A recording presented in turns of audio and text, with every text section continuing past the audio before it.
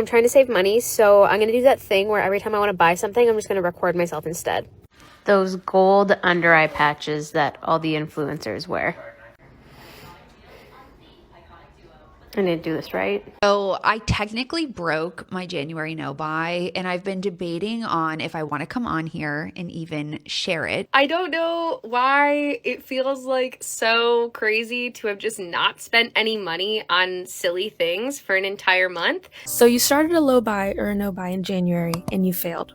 I'm going to tell you why. Today we're talking about no buys. If you don't know what a no buy is, it's an intentional period of time where people choose to not spend money on certain things. This can be a year, a quarter, a month. Things that they choose not to spend money on are non-essentials. Clothing, makeup, takeout, Labubus. It's done to reset their spending habits, to help pay off debt, save more money, or just consume more mindfully. People usually start this at the beginning of the year, so we're gonna see how people have done so far in 2026.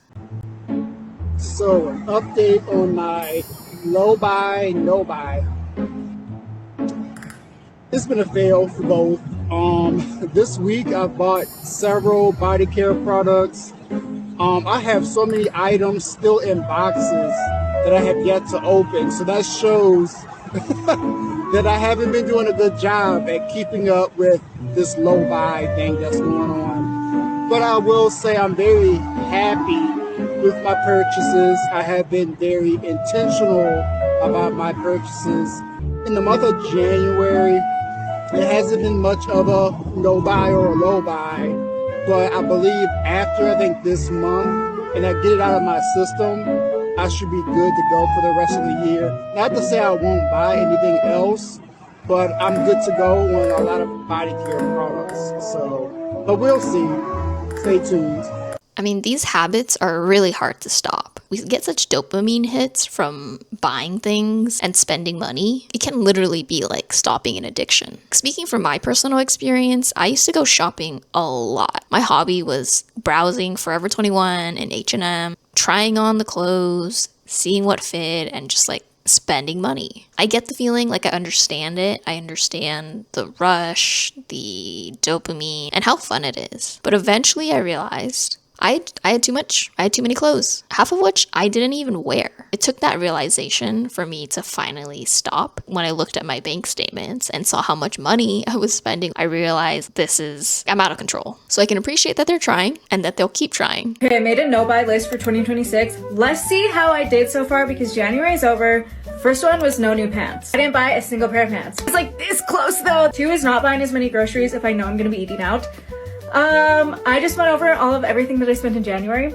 I didn't spend a cent on groceries because my fiance covered everything. That's usually not how it works. We do, like, he'll go one week, I'll go the next week. He just somehow paid for everything this time. So technically, we did that way. 3 is no new lip products. I did buy 1 lip product, but it was a gift. It was a gift for a friend, so I feel like that doesn't count because it's not for me. 4 is no new hair oil. I was this close. I was at Winners, okay? Why am I at Winners, first off? 5 is capping myself to 1 coffee a week. I basically did this until the last week. January, we're doing like layoffs and everything at work, so I bought coffee on the Monday, and that Friday, I had an appointment and I got a coffee. 1 is 6, not getting duplicates of things that I already own. We basically did this except for my mascara madness, so I didn't do it. But that one is like for science. It's a series. I am testing 16 different mascaras to see what's actually worth your money for science. Anyways, I did not buy a shirt. I didn't buy pants. I didn't do any shopping other than the mascaras and the gifts. So I think I did a really, really good job. I didn't even buy groceries. I guess that's the hack. Get a partner, have them buy groceries for you. 100% success rate and you're no spend. Unless they're also doing a no buy. Personally, I don't think the gift counts because her no buy list said no new lip products. You have enough. So the no buy was for her. She basically didn't add any new lip products to her own collection. So I think she gets a pass there. I think she's safe. And I also don't think the mascara dupes count because again, it's not for her. She's doing it for science. No, she's doing it for a video. She's not buying it for herself. Although I guess technically at the end of it, who's going to use it? Probably her. But there's an intention behind it. It's not that she's just buying it for her own personal use. So I think that one's a little gray. I'm on the side of it not counting. It is January 31st, and I have officially finished my no-buy for January, and I'm so excited! I don't know why it feels like so crazy to have just not spent any money on silly things for an entire month. Throughout this entire month, I've been keeping a list of the things that like tempted me or things that like I thought I maybe would want to buy. And I was kind of like reflecting on the list today and thinking about like, what of those things do I actually feel like I need or want? Genuinely, the only things that I actually think I'm going to purchase are like things that I would need for like practical medical uses in my life, like shower chair and some of the other stuff, journaling printer, a bunch of like jelly cats. Like I just don't really feel like I actually need any of those things. And that's kind of just the harsh reality of getting into this trap where you feel like you have to buy stuff. And then at the end of the month, you're starting to put things on a credit card because you cannot afford the stuff that you bought earlier in the month. And it's like this endless cycle where all of a sudden you realize that you've made some pretty significant credit card oopsies. So I think this month has really forced me to just be honest with myself about my spending, about the reality of like where my budget is at right now, and the reality that I already have a lot of stuff. So I think this is why a no-buy is so important and can be so helpful, because it really gives you an idea of what kind of things your hard-earned money is going towards. And it helps you assess what's really important to you in terms of what you want to spend your money on. What do you need in your life versus what do you just want? And that's no shade to Jellycats. And I'm not saying don't ever spend any money on things that make you happy or on things that you don't need, because life isn't just for surviving, right? You want to enjoy your life as well. But for those of us who are in a place where we have to pay off debt, we want to build up our emergency fund, or we just don't know where all our money is going, this is such a good exercise to try out. And it's also a way to help get out of that vicious paycheck to paycheck lifestyle or credit card debt, because you're getting a good look at what you're spending on. You can then evaluate, did this purchase make me happy? Does this purchase align with my values? Like this girl here is figuring out that she doesn't need Jellycats. She doesn't need a journal printer that won't add value to her life. So I think it's great that she took the time, did a no spend month, and is having these realizations just from 1 month of doing it. So I technically broke my January no buy, but I actually am curious if you think this counts. My rules for January no buy are I can't buy any new clothes and I can't buy any new beauty products. I am somebody who has a little bit of a challenging hair texture, and I've mitigated that by using the Dyson blow dry brush. It's the only tool that I found that works well for my hair and doesn't require me to use a straightener every single day. And I've had it for many, many, many years. And unfortunately, the first week of January, it finally decided that it was going to die. I wish it broke in February when I wasn't technically doing a January no buy. So anyways, it broke and I immediately decided to just repurchase. And this is because my overarching rule external of January no buy is buying the one that I want the first time. So rather than going out and buying a dupe that didn't work as well and then wishing that I had just bought the Dyson, I decided to just buy it. But technically, even though it's a beauty product, it's a replacement of an everyday product. So I want to know if you think this counts as breaking my no buy or if it doesn't count.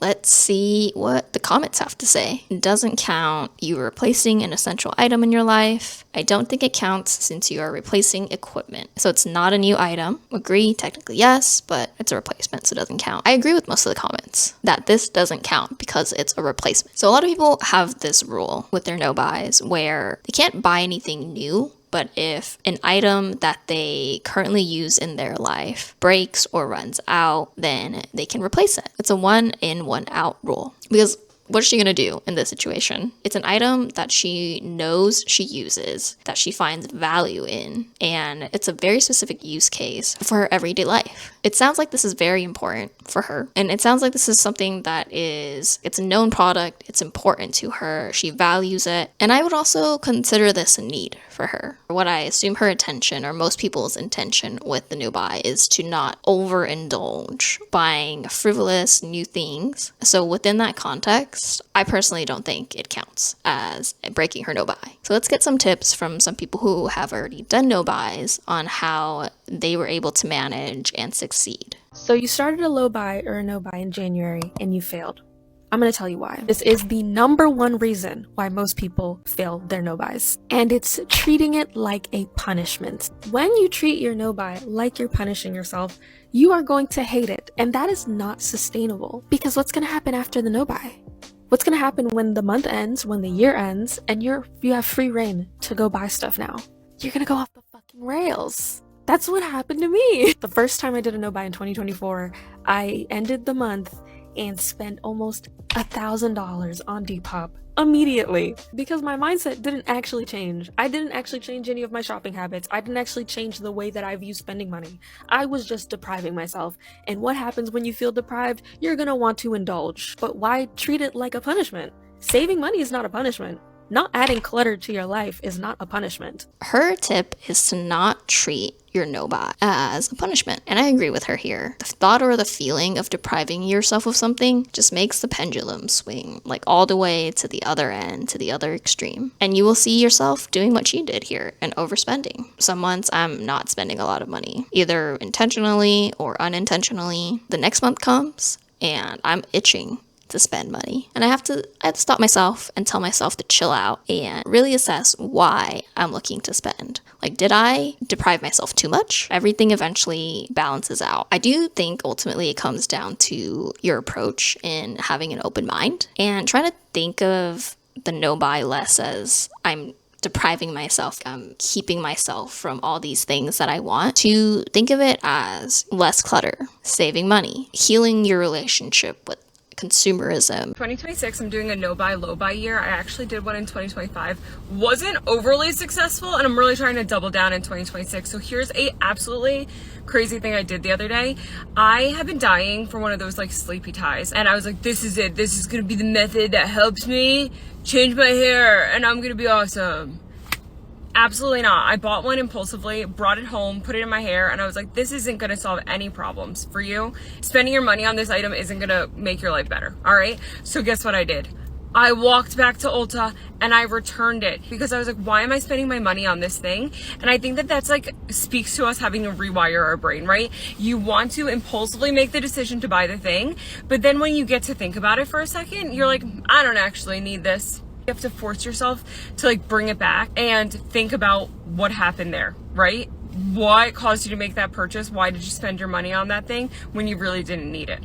So if you're starting a no buy or low buy year, it's okay to make mistakes in the beginning. You just have to learn how to fix it. So I love this example because it shows that she was aware enough and able to catch herself and be mindful of what was happening to her. A lot of this impulsivity in buying things mindlessly, it's become like a habit, maybe even an addiction, something that you're not even thinking about. It's just happening to you. What you can do in those moments, what helps stop that cycle, is being aware and like catching yourself before it happens. We see something, we want it, and so we don't even think about it. We just buy it. What made her think that she wanted that purchase? We buy certain things because we think it'll change our lives. We attribute certain dreams and hopes and identities onto these items, hoping it will make us someone different, someone who has nice hair, someone chic, a girl boss, or someone who's super fit. Like for me, I want to buy planners because I think it'll transform me into someone who is a super type A, super organized, always has their life together, and doesn't procrastinate. How many of us have bought a camera and a mic and thought, I'm going to start my own TikTok or my own YouTube channel? We're attributing these like hopes and these dreams onto these things that we buy. And we think that that item is what's gonna make our lives different and what's gonna change us. The advice here from this TikToker is that it's okay to make mistakes, but also to slow down and reflect. What's happening to you and what feelings are coming up for you when you're making these purchases? There's a lot of advice for no spends, low spends that says to wait 24 hours or a week or a certain period of time before you buy something. You see something that you want, give yourself some distance from it. If you still want it after that time, maybe put it on your wish list for when your no buy is over. Or maybe you decide you can get it. Putting some distance between that immediate reaction and when you actually pull the trigger, it gives a buffer for those heightened emotions of wanting the item, craving the item, and that dopamine that you get from like thinking about the item to calm down and think of it from a more neutral place. It's okay to fail. It's more than likely that that will happen, especially if you're trying something new. If you're used to shopping all the time, buying whatever you want, stopping that cold turkey or giving yourself rules around it is going to be difficult. I think it's very easy to catastrophize and think, oh no, I've messed up this one time. It's all over. I'm gonna fail. Let's just give up. But I think it's important, as she did, to take a step back, see it for what it was, which is just one small hiccup, and that you can continue. It's improbable to do it perfectly the first time around. Again, you're trying to break a habit. For some people, it may even be at the level of an addiction. So that rewiring is gonna take some time. If you are interested in doing a no buy, if you are on a no buy, I hope this video helped give you some perspective into what people are doing on their no buys, how they're doing, some tips and tricks on how to maintain it. Let me know down below if you are on this journey and how it's going for you.